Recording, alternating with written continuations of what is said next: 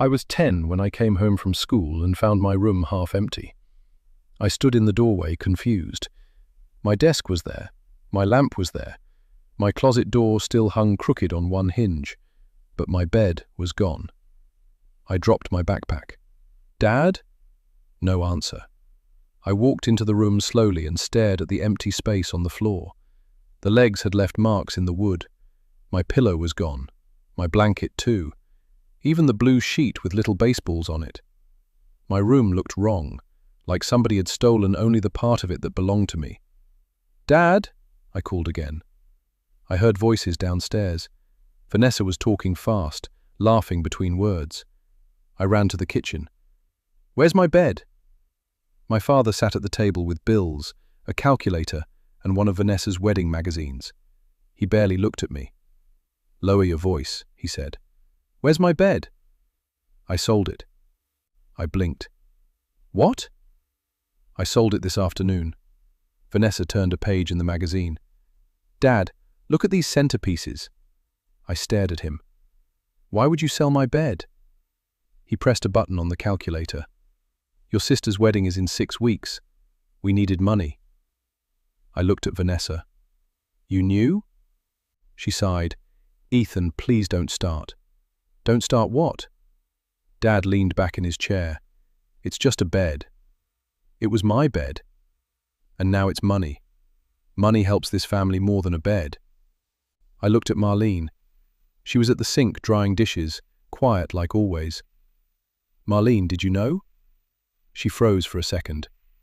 "Your father made the decision." "That's not what I asked." She lowered her eyes and said nothing. I turned back to Dad. "Where am I supposed to sleep?" "On the floor." "For how long?" "A few nights." I laughed, but it shook in my throat. "You sold my bed for Vanessa's wedding?" Vanessa finally looked at me. "Can you not do this right now? We're already stressed." "I'm doing this?" Dad's voice hardened. "Watch your tone." "My bed is gone. And your sister is getting married." Families make sacrifices. I swallowed hard. Why is it always me? The room went still. Dad stood up slowly. "What did you say?" I wanted to take it back, but I didn't. "Why is it always me who has to give something up?" Vanessa rolled her eyes. "Oh my God." Dad stepped closer.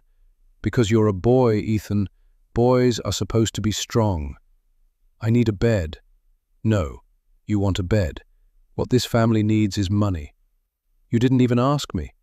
"If I asked, you'd say no." "Because it's mine." His face went cold. "Everything in this house is mine." I felt tears push into my eyes. I hated that he could see them. Vanessa looked down at the magazine again. "Dad, just ignore him."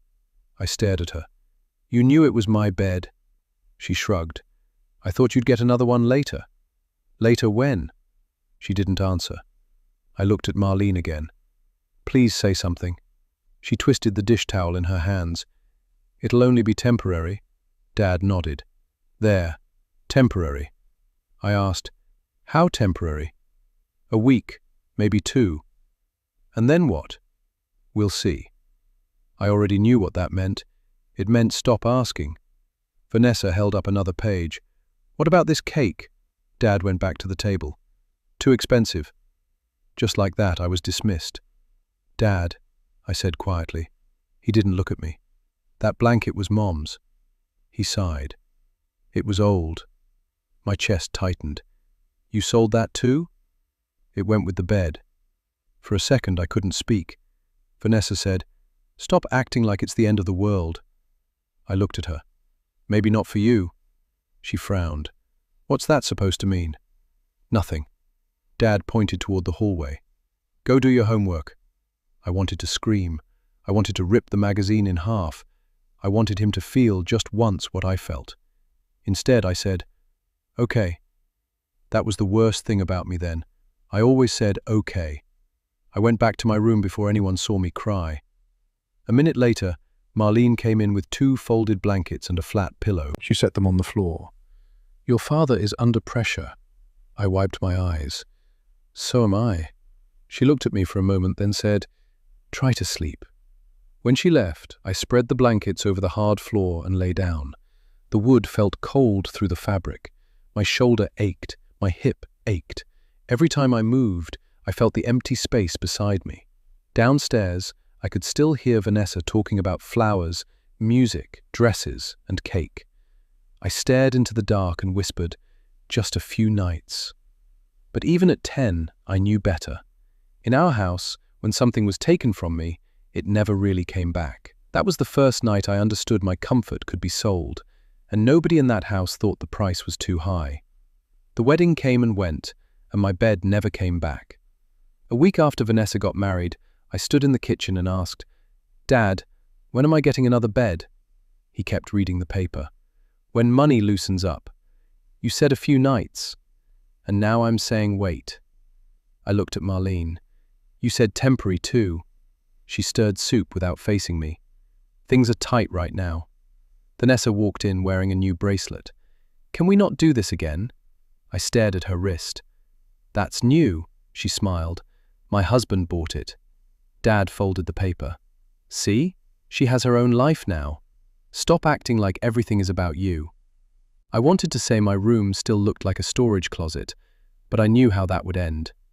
A month later, I asked again, "Dad, my back hurts." "You're young, you'll survive." "I'm sleeping on blankets, so fluff them." "Can't I at least get a cheap bed?" He pointed at the bills on the counter. "Do you see money growing on the walls?" Marlene said softly, "Richard, maybe a used frame." He cut her off. No. That one word ended the conversation. It also taught me something. In our house, the answer had already been decided before I even spoke. Years passed like that. At 11, I slept on blankets. At 12, Dad bought me a thin foam mat from a discount store. He threw it into my room and said, "There, problem solved." I picked it up. "It's too small." "It fits you." "It smells weird." "It smells new. Be grateful." Vanessa visited one Sunday in a shiny car and laughed when she saw the mat. "That thing looks like a gym pad." I waited for her to say something else, something human, an apology maybe. Instead, she said, "Dad, can you help us with a deposit next month? We're short." He nodded right away. "We'll figure it out." I stood there holding the mat and thought, of course we will. We always do, just not for me. At 13, I stopped asking in front of Vanessa. At 14, I stopped asking at all. Dad noticed the silence one evening and said, "Good, you're finally growing up." I was sitting on the floor doing homework. I looked up. "Growing up means not needing a bed? It means not whining." "I wasn't whining," he shrugged. "Sounded like it." Marlene placed a plate beside me. "Eat before it gets cold." I asked her, "Did you ever think this was wrong?" Her hand paused. "Your father has a lot on his shoulders." "That's not what I asked." She whispered, "Eat." That was her talent, turning every hard truth into a smaller sentence. School got worse each year. I yawned through classes. My lower back burned when I sat too long.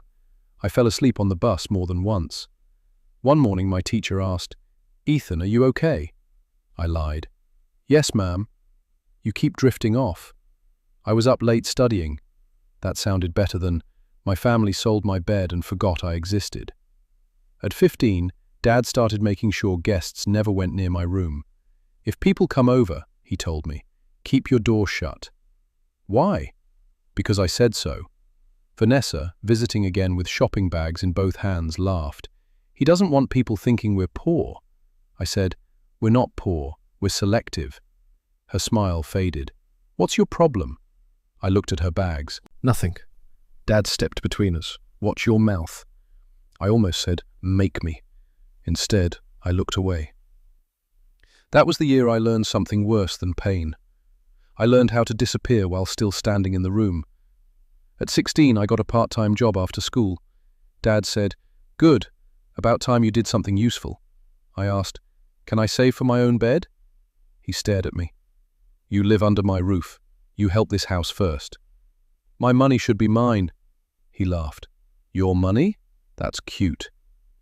Vanessa called 2 days later. "Dad, we're behind on rent." He told me, "Hand over half your paycheck." I did. "Thanks," he said, like he was doing me a favor by taking it. By 17, the foam mat had ripped. I went back to folded quilts on the floor. My body adapted before my heart did. I learned where the wood dipped least. I learned how to turn slowly when my shoulder locked. I learned how to wake up and smile like I had slept fine. At 18, I tried one last time. "Dad, I've been on the floor for years." He didn't even look up. "Then you should be used to it." "I am. That's the problem." He pointed toward the door. "If you don't like it here, leave when you can afford it." Marlene said, "Richard," he snapped, "stay out of it." No one said another word.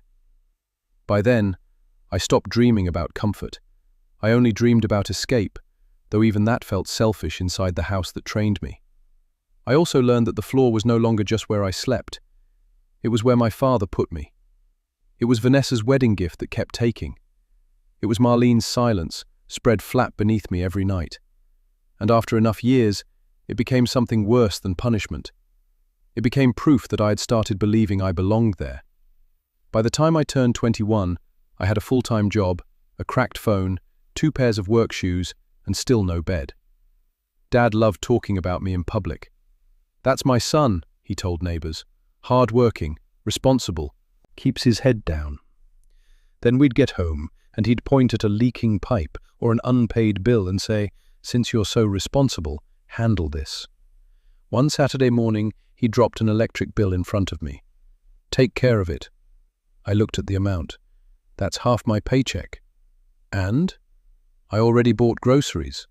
He shrugged. "Then now you're helping with electricity too." I needed that money. He sat down with his coffee. "You need a roof more." That was his trick. He always made survival sound like gratitude. Vanessa came by that afternoon wearing sunglasses. "Hey, Ethan," she said. "Can you look at my car? It's making a weird sound." I was tightening a loose cabinet hinge in the kitchen. "Now?" She smiled. "You're good with things." Dad said, "Go help your sister." I put the screwdriver down. "She has a husband." Vanessa's smile disappeared. "Mark's busy." Dad looked at me over his cup. "And you live here?" So I went. That became my life.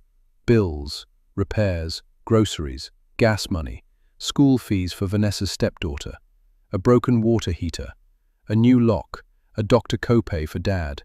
Every problem had my name on it before I even heard about it. If I hesitated, Dad said, "Family helps family." If I stayed quiet, Vanessa said, "Thanks, you're a lifesaver." If I actually helped, no one mentioned it again. One month, Vanessa came over crying. "Mark's business is struggling," she said. "We're short on rent." Dad turned to me immediately. "How much do you have saved?" I laughed once because I thought he was joking. "Saved? For what?"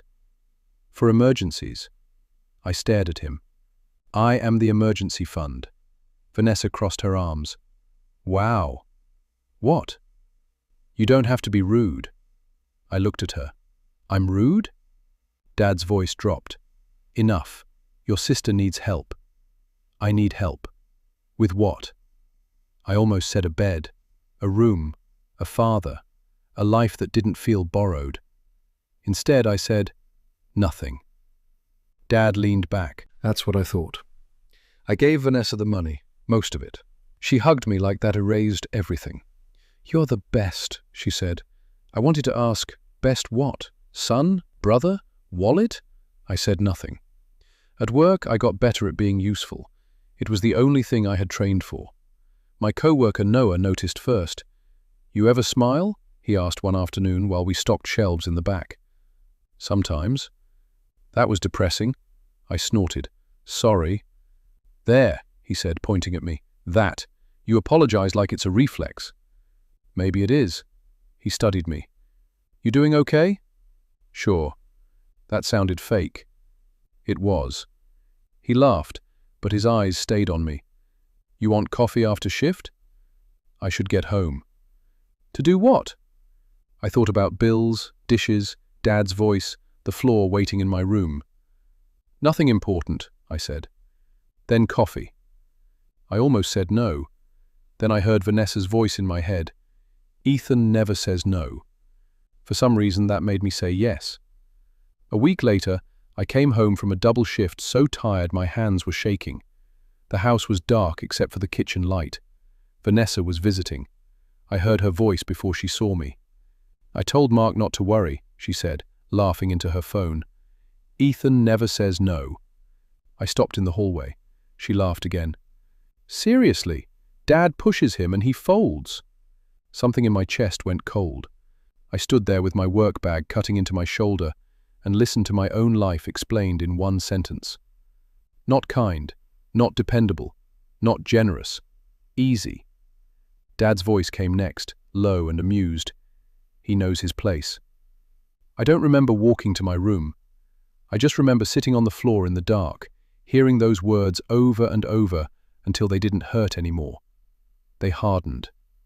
2 days later, Noah gave me a ride home because my car wouldn't start. "You sure you don't want me to take a look at it tomorrow?" he asked. "Maybe."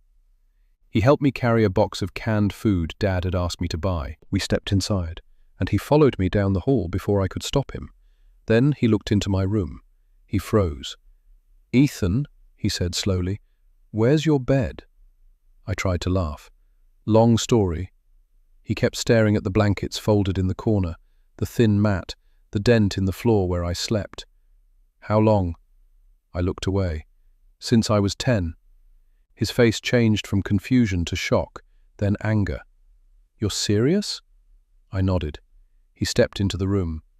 "You sleep here? On the floor?" "It's not a big deal." He turned so fast I flinched. "Don't say that." I swallowed. "It's fine." "No, it isn't." His voice dropped. "This isn't sacrifice, Ethan. This is abuse." Noah's words stayed with me for days. This isn't sacrifice. This is abuse. I heard them at work, in the shower, in the silence before sleep.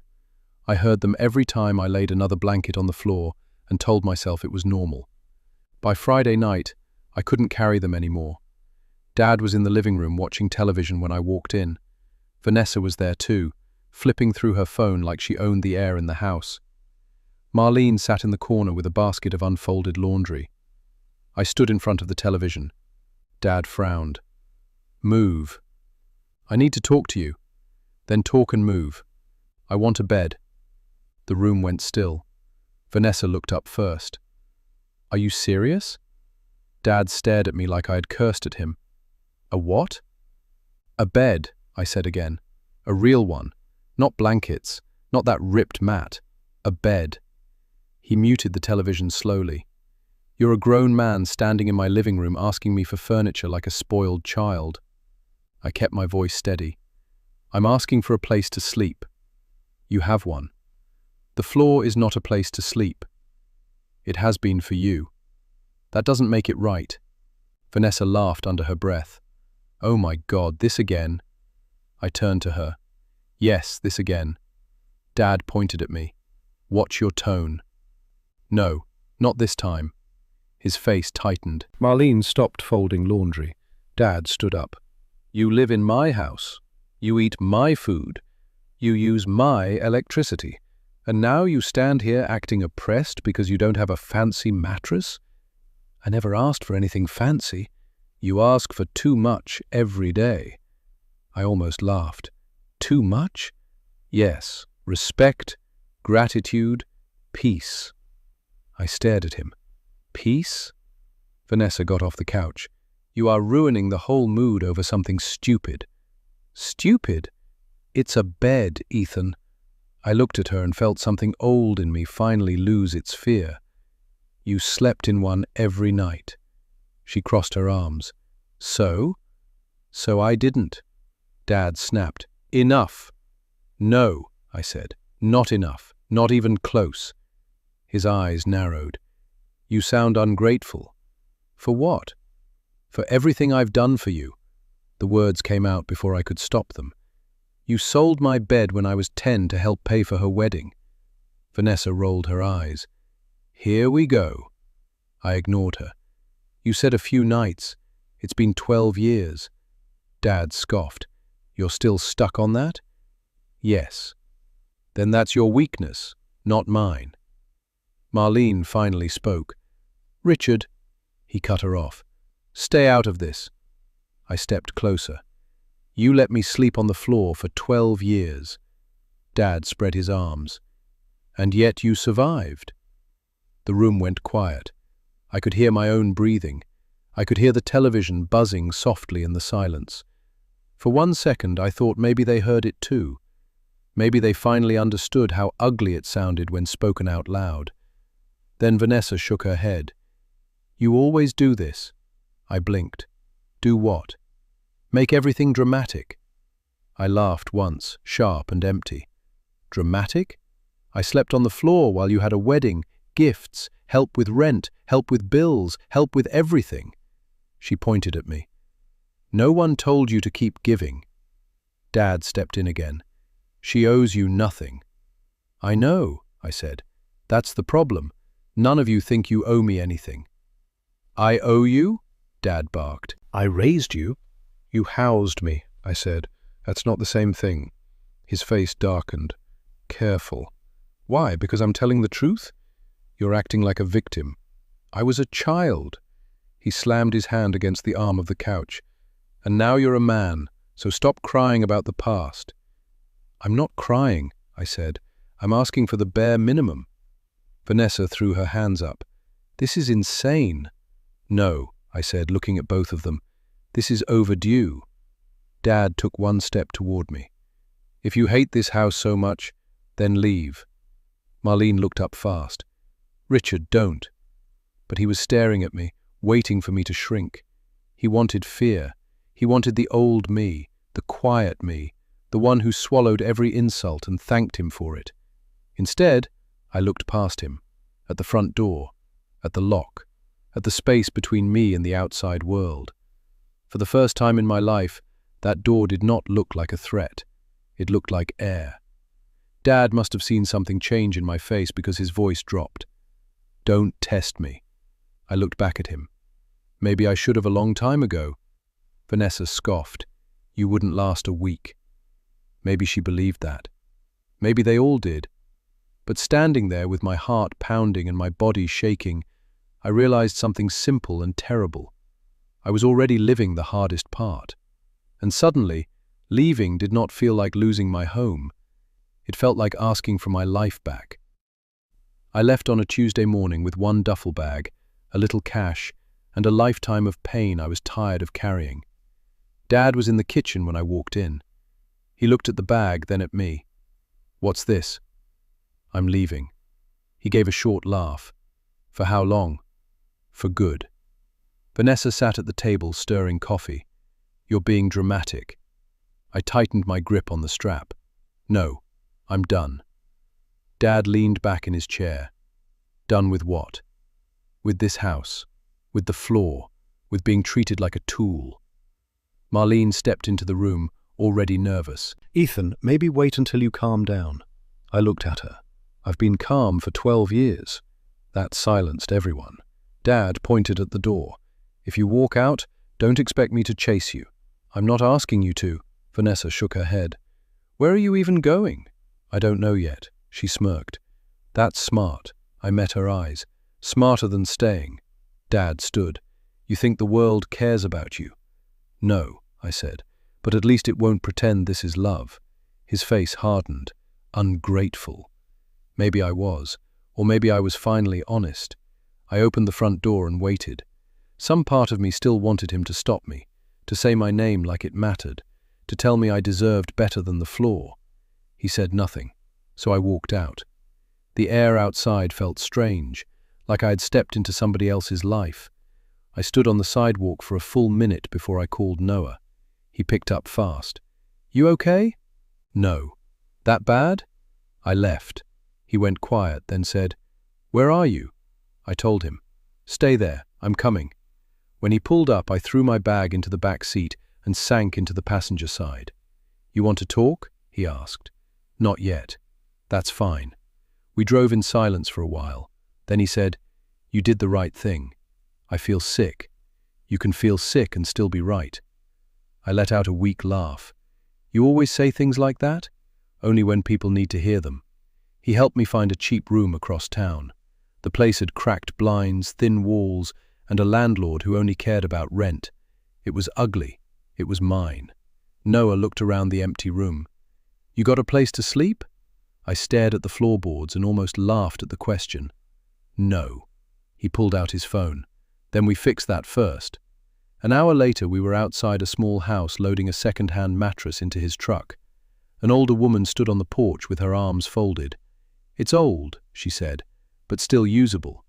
Usable. That word should have made me feel small. Instead, it felt like mercy. Back at the apartment, Noah and I dragged the mattress inside. One side dipped lower than the other. The fabric was faded, and a spring pressed up near the corner. Noah stepped back and said, "Want me to lie and call it luxury?" I stared at it and felt my throat close. "It's okay if you hate it," he said. "I don't." He looked at me more carefully. "Ethan?" I sat down on the edge. The mattress creaked under my weight, and still it felt softer than anything I had touched in years. "I had one when I was 10, I said quietly. Noah stayed still. I forgot what this felt like. That was when my eyes burned. I looked away, embarrassed, but the tears came anyway. Noah sat beside me. "It's just a mattress," he said softly. I shook my head. "That's the problem. It is just a mattress." He understood immediately. That night, after he left, I lay down fully dressed and stared at the ceiling. The bed was uneven. The pillow was a folded jacket.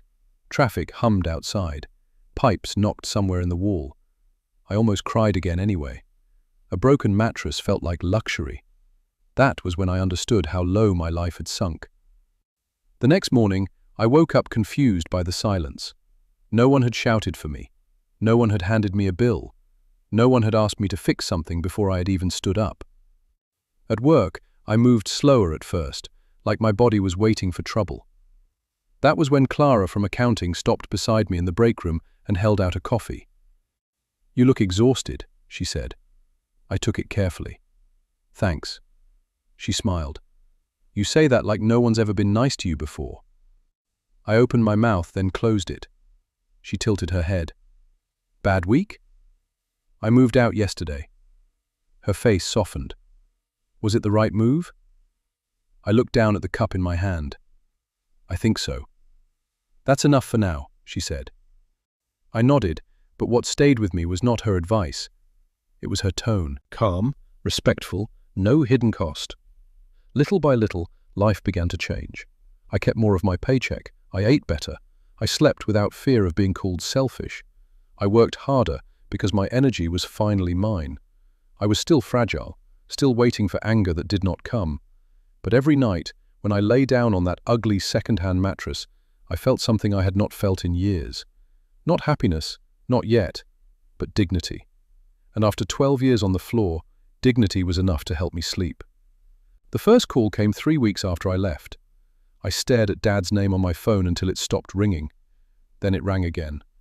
I answered on the third try. "What?" His voice came out sharp. "That's how you answer your father?" I leaned against the counter in my apartment. "What do you want?" He ignored the question. "You left bills behind." "I left a house where I paid bills that were never mine." "That attitude is exactly why you're struggling." I looked around my small kitchen. "I'm not struggling." He paused. "Don't get smart with me." "Then don't call me like I still live there." His tone changed fast, slipping into guilt. "Your family is under pressure." I almost laughed. "Now it's my family again?" "Family is family." "Was I family when I slept on the floor?" Silence. Then he said, "You need to stop repeating that story like it makes you special." I hung up. That became the pattern. Dad called with anger first. "You owe this house." "You think you're better than us now?" "You've changed." Then guilt. "Your sister is having a hard time." "Marlene is stressed." "I'm not getting younger." Then fake concern. "You eating enough?" "How's work?" He never said I was wrong. He never apologized. He just kept trying new keys in the same old lock. One evening, Vanessa called. I almost let it go to voicemail, but curiosity won. "Hello?" Her voice was tight. Mark and I are having a rough month. I sat on the edge of my bed. Okay. That's it? What do you want me to say? I want you to care. I let out a breath. You never cared when I needed something. She snapped. This isn't about you. I looked at the wall and smiled without humor. It somehow always is. She lowered her voice. We're behind on rent. I figured. What is that supposed to mean? It means you only call when money is involved. That's not fair. Fair. The word almost made me laugh. She said, Mark's business is slow, Dad's car needs repairs, and everything is piling up. And I need help. There it was, clean and simple. No. She went quiet. What? No. You're really saying no to your own sister? Yes. You never say no. I lay back against the pillow. I do now. She hung up without another word. A week later, Dad left a voicemail. If you cared about this family at all, you'd come fix the sink. Water's leaking under the cabinet. I deleted it. 2 days after that, Marlene called me from a number I almost didn't recognize. Her voice was soft. It's me. I know. Can we talk? I stayed quiet for a moment. You're talking. She sighed.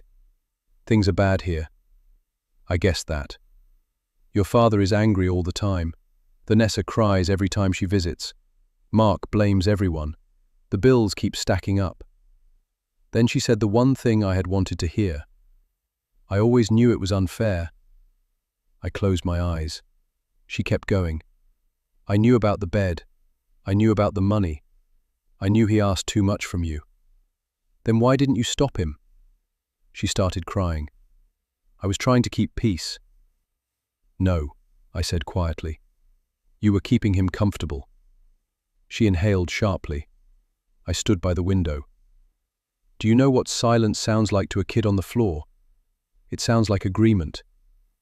Ethan, I'm not angry because you were powerless. I'm angry because you weren't. She cried harder, but it gave me no comfort. Regret arriving late is still late. After that call, I went to work and found Clara in the break room. She looked up from her sandwich. You seem lighter. I poured coffee and smiled. That obvious? You stand straighter. I laughed. Maybe I'm sleeping better. I'd say that helps. It does. She studied me for a second. You also don't apologize every 3 minutes anymore. Progress. I'm proud of you, she said simply. The words hit me harder than they should have. Later that week, my manager called me into his office. You've been solid for months, he said. Reliable, focused, calm. We're moving you up. I blinked. A promotion? He smiled. Try not to sound so shocked. When I got my first better paycheck, I bought new towels, decent shoes, and a lamp I wanted. No one called me selfish. No one asked for receipts. That night, Clara met me after work. She noticed the shopping bag and grinned. Did you finally buy something fun? A lamp. She laughed. That is the most responsible answer possible. I'm learning. We walked to the parking lot together and she said, You know, surviving isn't the same as living, right? I looked at her. I'm starting to. Back at my apartment, I sat on the edge of my bed and listened to the silence. Once, I had been the desperate one, begging for scraps. Now the begging was coming from the other side. The power had not shifted loudly.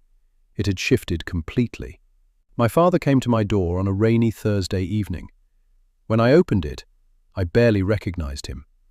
He looked older than he had just a few months earlier. His shoulders seemed lower. His jaw was unshaven. Even his eyes looked unsure, like they had finally run out of commands. For 1 weak second, I almost felt sorry for him. Then I remembered the floor. He glanced past me into the apartment. You going to let me in? I stepped aside. For 5 minutes. He walked in slowly, looking around at the lamp, the clean kitchen counter, the framed print Clara had helped me pick out, the bed visible through the half-open bedroom door. His eyes stopped there. You bought one? I closed the door. Yes. He nodded once, like that fact bothered him more than it should have. Nice place. What do you want, Dad? He sat down without being asked. Straight to business. That's how you taught me. He rubbed his palms together. Things are bad. I stayed standing. I know. Vanessa and Mark are separating. I said nothing. He looked up. There are debts. I know. She may lose the apartment. I crossed my arms. And? And family should help family. I almost smiled. He still said it like it was a law written somewhere. He leaned forward. This is an emergency. I asked, how much? His face changed a little, hopeful now. 5,000. I laughed before I could stop myself. You came here asking for $5,000. It's not for me. Of course it is. No, it's for Vanessa, for the children, for dignity. I stared at him. Did you ever use that word when I was sleeping on the floor? He flinched. Not this again. Yes, this again. He exhaled hard. You always go back to that. Because you never left it. He stood up. I came here in good faith. You came here for money. I came here because I raised you. There it was. The sentence landed like a hand around my throat. He saw my face and mistook it for weakness. You owe me that much. I took one slow breath. No. His voice sharpened. I fed you, clothed you, put a roof over your head. You sold my bed. He threw up his hands. It was one decision. It was 12 years. You survived. I disappeared. He frowned. What does that even mean? It means you didn't raise me with love. You trained me to take less, to need less, to stay quiet and be useful. That's dramatic. No, I said. What's dramatic is showing up at my door after everything and telling me I owe you. He stepped closer. I am your father, and I was your son. Something in his face shifted then, like he had expected anger but not clarity. I kept going before I could lose the nerve. Do you know what I remember? I remember being 10 years old and coming home to an empty room. I remember asking where my bed went and hearing that Vanessa's wedding needed money more than I needed sleep. I remember the first night on the floor, telling myself it was temporary. I remember my shoulder hurting, my back hurting. I remember waking up sore before school and pretending I was fine. He opened his mouth, but I didn't let him speak. I remember every time I asked, and you told me money was tight. Every time Vanessa needed help. Every time you looked at me like I was selfish for wanting a mattress. I remember guests coming over, and you making sure no one saw my room. I remember learning that your image mattered more than my comfort. His face grew red. I did what I had to do. No, you did what was easy for you. That's not fair. I laughed bitterly. Fair? He pointed at me. You had food. I had scraps. You had a home. I had a place where I learned my pain was inconvenient. He stared at me, breathing hard. You think I wanted that? I think you accepted it. That's worse. His voice cracked then. I had pressure. Vanessa was struggling. Money was always tight. I was trying to hold everything together. By using me. He looked away. You were strong. No, I said quietly. I was obedient. For a moment, neither of us spoke. Then he tried something new. His shoulders dropped. His eyes filled. I'm tired, Ethan. I almost hated him more for sounding human. He sat down again and covered his face. I don't know what to do anymore. I stayed where I was. After a few seconds, he said, Vanessa made mistakes too. I felt my chest go cold. Don't do that. He looked up. I'm just saying she pushed for things. She expected things, and you let her. She was your sister, and I was your son. He swallowed. I said, do not come into my home and try to split your guilt into smaller pieces. Don't cry now and act like pain only became real when it reached you. He looked at the floor. The bed was never just a bed, I said. It was the moment you taught me what I was worth in this family. Less. Always less. His eyes shut. For years I needed you to admit that, I said. I needed someone to tell me I wasn't crazy for feeling destroyed by something so simple. But I don't need permission anymore. I know what happened. I know what it cost me. He whispered, "So that's it?" "Yes." "You won't help?" "No." He nodded slowly, but this time there was no anger in it, no authority, just something heavier. Shame. He stood, walked to the door, and stopped with his hand on the knob. I thought he might say sorry. He didn't. He left carrying the first honest weight of his life, and for once, it wasn't mine. Vanessa's marriage ended on a Monday morning. She called me before noon. "Mark moved out," she said. I sat at my desk at work and looked at the phone before answering. "Okay. That's all you have to say?" I kept my voice even. "What do you want me to say, Vanessa?" Her breathing turned shaky. "I have 2 kids in this apartment, bills I can't pay, and a husband who says he's done. Dad's barely speaking. Marlene cries all the time. Everything is falling apart." I stared at the spreadsheet on my computer screen. "I'm sorry things are hard," I said. She laughed bitterly. "You're sorry? That's it?" "Yes." "You used to help." "I know." She was quiet for a moment. Then she asked, "Do you hate me?" I could have said yes. Instead, I said, "No, I just won't save you anymore." She started crying. "You don't understand what this feels like." I almost said, "I understand exactly," but I let the silence answer for me. When she hung up, I put my phone face down and went back to work. That was the strangest part of healing. I did not need a dramatic speech every time. Sometimes peace looked like returning to work after a painful call. Dad stopped calling after that. Noah said shame had finally done what anger could not. "Think you'll ever apologize?" he asked one evening over burgers. I shrugged. Maybe to himself. "That's not the same." "I know." He looked at me carefully. "You okay?" I nodded. "Better than okay." He smiled. "Yeah, you kind of look like a person now." A month later I moved into a better apartment across town. The bedroom was bigger, the walls were cleaner, the windows opened.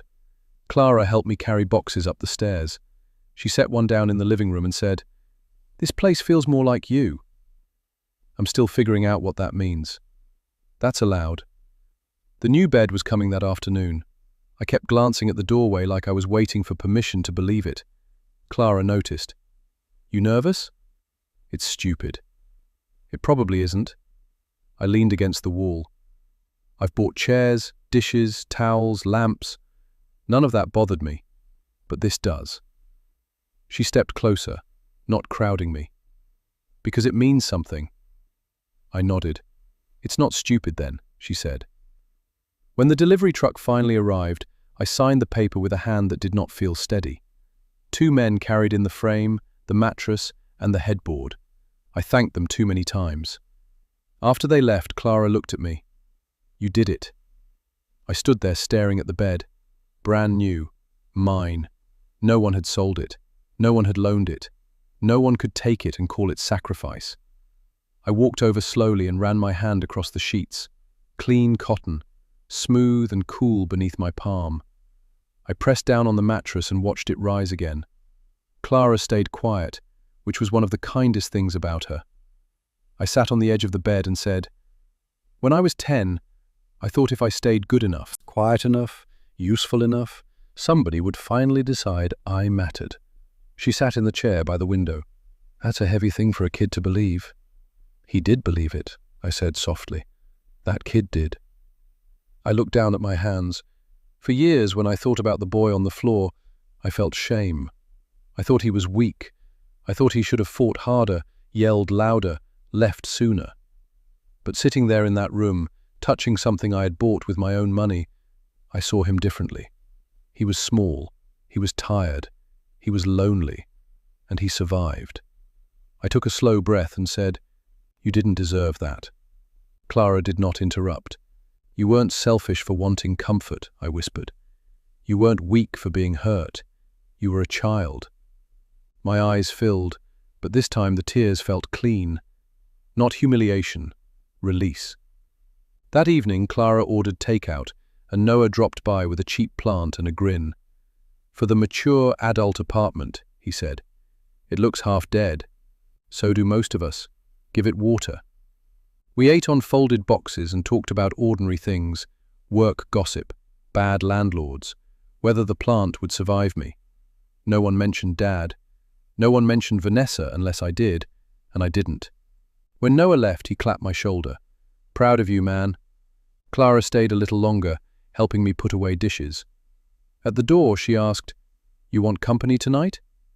I looked past her at the quiet apartment, then back at her kind face. "I think I need to do this part alone." She nodded immediately. "That makes sense." Then she smiled. "Call me tomorrow." "I will."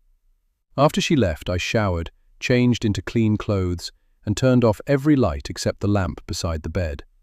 Then I pulled back the blanket and lay down. The mattress held me gently. No springs digging into my ribs, no hard floor under my hip, no need to curl around pain and pretend it was normal. I stared at the ceiling for a long time. Peace felt strange, but only because I had lived too long without it. I thought about Dad in his silent house, Vanessa in the ruins of the life she thought she deserved, Marlene with all her late regrets. I did not wish them suffering.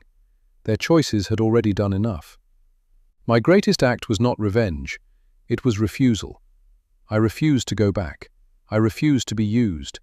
I refused to keep calling survival love. I placed one hand over my chest and let myself feel the stillness. For the first time in my life, I did not feel like the forgotten son. I felt like a man who survived, chose himself, and finally came home to his own life.